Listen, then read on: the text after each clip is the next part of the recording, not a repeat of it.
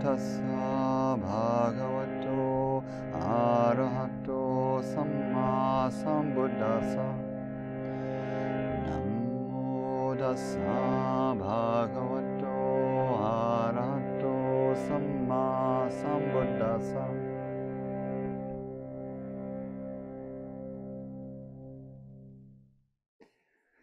Diving into a bit of further reflection on this vexing topic of emptiness. In the teachings on emptiness as they were developed and brought forward in the Perfection of Wisdom literature, perhaps starting with the early text known as the Diamond Sutra, which we've been looking at just a little bit, there is this shift in how the term emptiness is used from how it's used in the Pali Canon, in the record of the discourses given by the historical Buddha. So the Perfection of Wisdom texts, this is a translation of the Sanskrit word prajna paramita. They start to arrive maybe 400 or 500 years after the time of the Buddha. And they're very much a written literature. So they arise with the beginning of the writing period. So they're not preserved orally by memorization the same way the Pali texts were. And they take up this concept of emptiness and really develop it. Emptiness is the English translation of the Buddhist word sunyata. Sunya means empty. Sunyata is like the quality of something being empty, so emptiness. And the Sanskrit parallel for this is shunyata, emptiness. And if you remember from a month or so ago, if you were listening in or around then, we talked about one of the earliest discourses on emptiness in the Pali Canon, the Chula Sunyata Sutta. This is Majjhima 121, I think, that discusses emptiness, not as a radical, ontological or existence level theory about everything, but simply as a guided meditation that leads to a deep tranquility and rest. Right? The emptiness there is in a very simple way just the meditation on absence. What is absent? And it's particularly a meditation on meditating in a way where one feels the pleasure or peacefulness of the absence of a certain stress that is not here. So the text says, meditating in the wilderness, the meditator recognizes that the wilderness is empty of the stress of the city. And then there's a certain tranquility. I can relax because of that. Oh, I'm not in that stressful situation. And then there's that recognition. And then it goes on with the meditator drawing their attention inward. This is the classic yogic maneuver of withdrawal of the senses. And then the recognition that attention resting in the internal space, disregarding the objects of the senses, concentrating on inward space, that inner space is empty of the stressfulness of sensory perception. So it's simpler. And in another way, we could just say, rather than empty of the stress of, we could say that this is a meditation that favors the simple over the complex. So it says, okay, from a certain complex perception, I'm going to go to a simpler one, and then a simpler one. And so there's a progressive setting aside, dealing with, for the moment, and remember, this is just a meditation, this is not a way you walk through the marketplace. This is just a meditation to be done in a very peaceful place. A progressive setting aside of things that one is getting spun about. As this develops, it turns into really an analysis of language and meaning.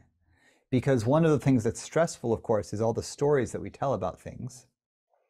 And so when we drop into meditation, we have the opportunity to rest in a state that is empty of stressful stories.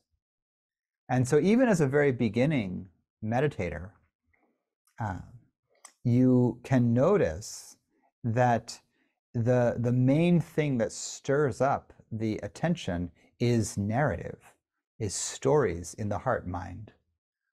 And so the training in meditation, in large part, certainly at certain stages, very much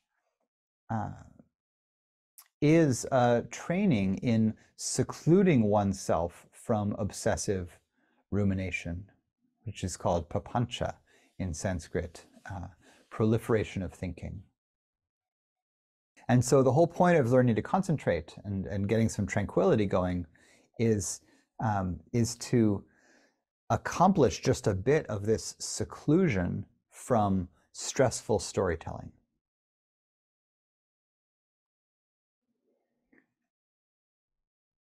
I want to emphasize at each step in this development that there's a pragmatic approach here, that getting lost in the philosophy really isn't the point of discussing emptiness, but that recognizing the absence of stressful things as a way to deepen in tranquility and peacefulness is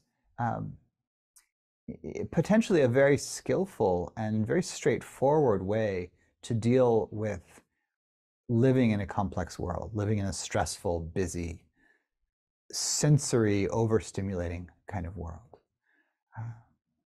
And this is in a certain way not that different from folks who will now say, it can be really good to like limit your social media or take a news fast or like turn the TV off and go outside and and go for a walk without headphones and a podcast and all the things we stimulate, but actually just for a walk in the hills with the wind and the birdsong.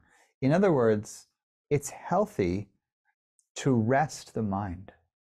And I think that the emptiness meditation at its heart, in a very simple way, is a resting place for the mind.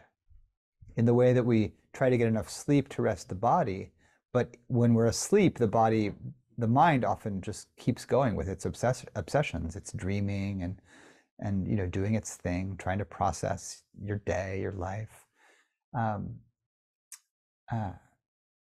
We need a place where the mind that is really trying very hard to figure out what's up and how to keep you safe and who you are and what's going on. Like really, it takes a lot of processing to not be disoriented in the world as it is right now. And if we believe the Chula Sunyata Sutta, it took some processing to figure that out in the Buddha's time. He said that you would renounce the lay life and go into the wilderness and into the homeless life because lay life was stressful, busy, noisy, dirty, and it's difficult to achieve the kind of deep peace of heart and mind that he was looking for while in the middle of the marketplace. And so, sometimes folks hear that and they feel like the Buddha was, like dissing on ordinary life, and that this is a kind of transcendent or world-denying practice or religion. And the Buddha does sometimes seem like he's kind of dissing lay life, but I think, if I take him at his word, if I take the texts at their word anyway, again, I get a very pragmatic or practical approach that the Buddha never says that lay life is bad. He just says that it's stressful. He doesn't say that life in the wilderness, as a celibate ascetic is is more morally right or good or virtuous than the lay life. He says that it's easier to practice and become free. That's interestingly the argument throughout the texts, that it's actually easier to be a monastic than it is to be a lay life, if a lay person, if what you want is to be happy. A lot of us look at the monastics and we think like, well, that looks really hard. You know, it looks physically uncomfortable. I don't want to give up the comforts of my life, you know, or I can't give up the comforts of my life because other people rely on me, you know, or I don't even know where I would go to become a monastic. All of that's true for a lot of folks in non-Asian countries right now. There's not a lot of places even where you might go even if you wanted to. But a lot of folks look at the monastics and they think like, that looks difficult. I don't want to do it. But the Buddha had the opposite view. He said, oh, it's actually easier if you want to become liberated, to have a really simplified life.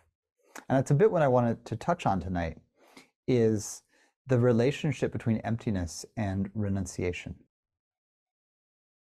Because if what emptiness ends up pointing to, once we get to the Diamond Sutra and the texts of the perfection of wisdom, we start to get emptiness not just as a guided meditation on tranquility, but as a way to think about all forms of experience as being radically interconnected, radically selfless, or without essential meaning.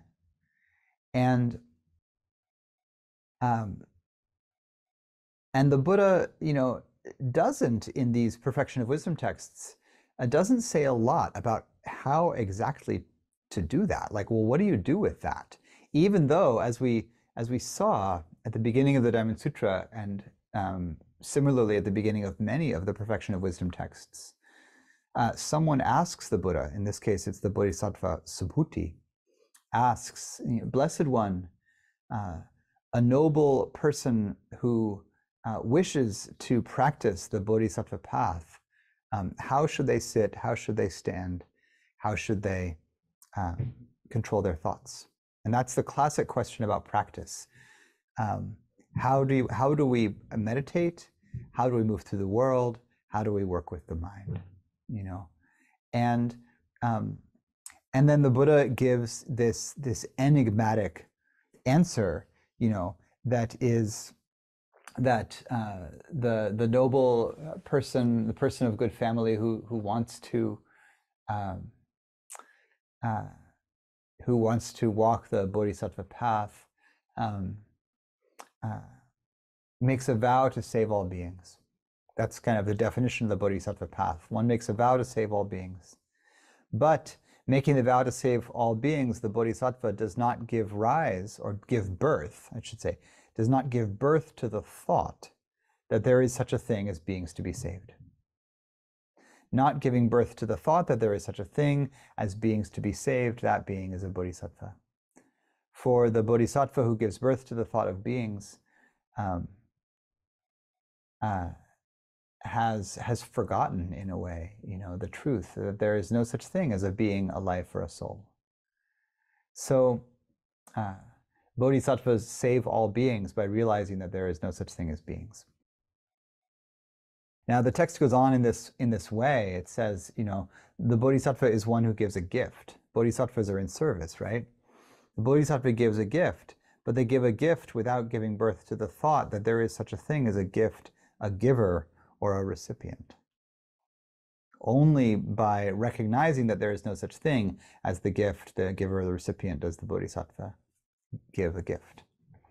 And the text goes on in this way, really, you know,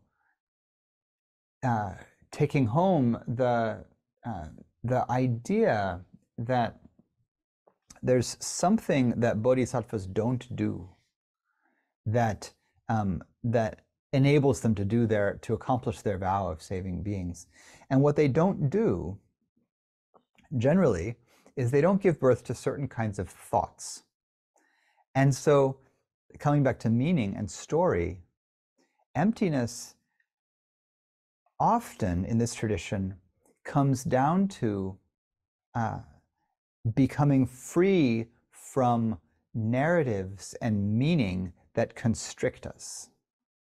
So if I get attached to, if I get attached to being the teacher, to being Sean the teacher, and I have a fixated identity about that, and then I get attached to you all being, the Sangha of students, and I project upon you a fixated identity, and then I make a bodhisattva vow to save all beings, and then every week we have our discussion time, and I'm like, it doesn't seem like I've saved all beings yet, and then maybe I have a thought like, well, these beings, they're complex. They keep asking these kind of personal questions, and they have all their struggles, and they're all so different.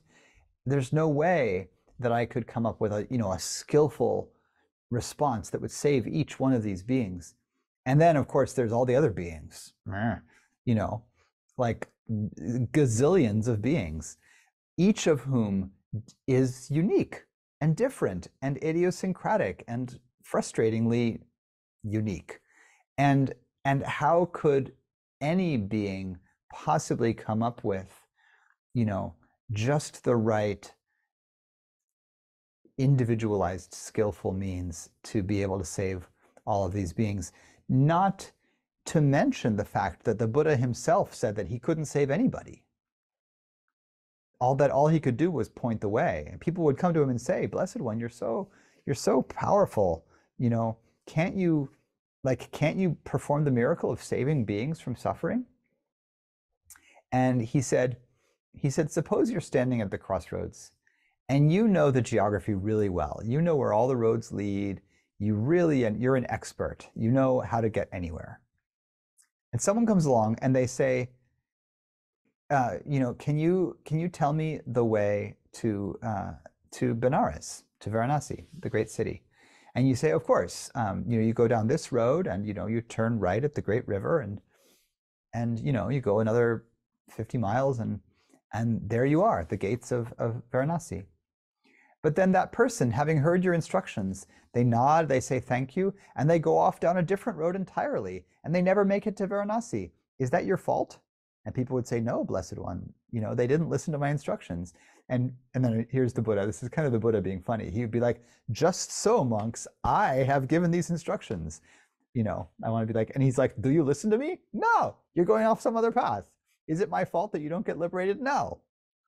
So I don't think that's his accent, but he really is like, I can't do it for you, right? I don't have that magical power. So is the Buddha, not a bodhisattva? Is the Buddha not like showing the way? I think bodhisattvas actually know this. There's not some radical magical power that bodhisattvas have that suddenly they can save you, even though you can't save yourself. And let's set aside the actual magical power of beings like Kuan Yin, who can do quite a bit for you, really, if you ask politely. But that'll come later. For now, engaging with the bodhisattva as a being that's like a human being, where you could make a bodhisattva vow as part of your practice, to save beings. First of all, you can't save them by yourself, right? You can show the way. Beings have to practice for themselves, and then beings are numberless, right? It says the great Zen vow: beings are numberless. I vow to save them all. The defilements are endless. I vow to uproot them all. The way is inconceivable. I vow to attain it. Like these are impossible vows, and the bodhisattva does this. And so the sutra, goes on in this way. And so there's a couple things here about language. First of all, remember this is a written literature. So it's embedded in a certain flow of language. It's embedded in the particular words that are used. It's meant to be read, and read out loud, but read, not recited from memory. And so the words matter, and the translations matter, and so good translations matter. But here's a couple of the passages that follow that introduction.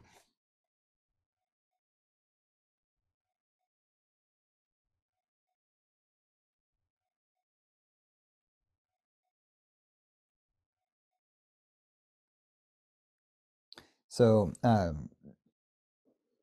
chapter 5, what do you think, Subhuti? Can the Tathagata be seen by means of the possession of attributes? So, can you look at a Buddha and say, oh yes, the Buddha has wisdom and generosity and patience and kindness, and you could use the paramis or other kinds of attributes. Subhuti replied, no, indeed, Blessed One, the Tathagata cannot be seen by means of the possession of attributes. And why not? Bhagavan, what the Tathagata says is the possession of attributes is no possession of attributes. And the text goes on in this way a lot. What the Buddha says is this, is no that thing.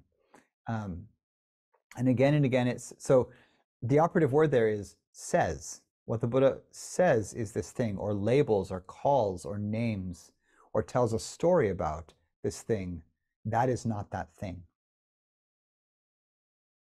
Now I want to remember a passage for you from Alice in Wonderland, but I'd have to go downstairs to get the book. So I'll just try to remember it. It's a logic game where I'll quote it wrong, but you can go look it up, or I'll post it later. Alice is talking to who does this? Somebody tell me if you can remember. Who says? She says. The character says, oh, I'm going to sing you a song, and Alice says, oh, okay. What's the song called? And the being says, oh, the song is called this. Da da da. And Alice said, oh, okay. So the song is this, and the character says, oh no, the song is this. You asked what the song was called, and they go on. There's several of these. Oh, so the name of the song is da da da. Oh no. The name of the song is this. But the song is this. But the song is called this. And so Alice gets frustrated, and you might as well. You're reading a text like this, and you get to a line like, what the Blessed One says is attributes is really no attributes. And so the operative word there is the says. What the Buddha calls an attribute is not an attribute, right? Remember, we talked about a couple weeks ago, the first of the insights, this is in the classic Theravadan style, the first of the insights is that the name of a thing and the thing are different. So this is the insight that Alice is pointing to in that passage. The thing and the name we use for it is different, or the experience and the narrative about it are different. And so then, again and again in the text, we get things like, the Bodhisattva does not give birth to a thought such as da da da. And it comes back again and again to thought, right? Oh, it's not that, it doesn't say such a thing doesn't exist. It says, don't give birth to a thought about it like this. This is from chapter 14. And again, I've been reading lately from, this is the Diamond Sutra, this is Red Pine's translation. So it's a kind of Zen-influenced translation. Red Pine translated from the Chinese, from the Chan tradition. So chapter 14, therefore, Subhuti, fearless bodhisattvas should get rid of all perceptions in giving birth to the thought of unexcelled perfect enlightenment. They should not give birth to a thought attached to a sight, nor should they give birth to a thought attached to a sound, a smell, a taste, a touch, or a dharma. Dharma here means thing, experience, or teaching, any of those, including truth, including liberation itself is a dharma. They should not give birth to a thought attached to a dharma, nor should they give birth to a thought attached to no dharma. They should not give birth to a thought attached to anything. And why not? Every attachment is no attachment. Thus, the Tathagata says that bodhisattvas should give gifts without being attached. They should give gifts without being attached to a sight, a sound, a smell, a taste, a touch, or a dharma.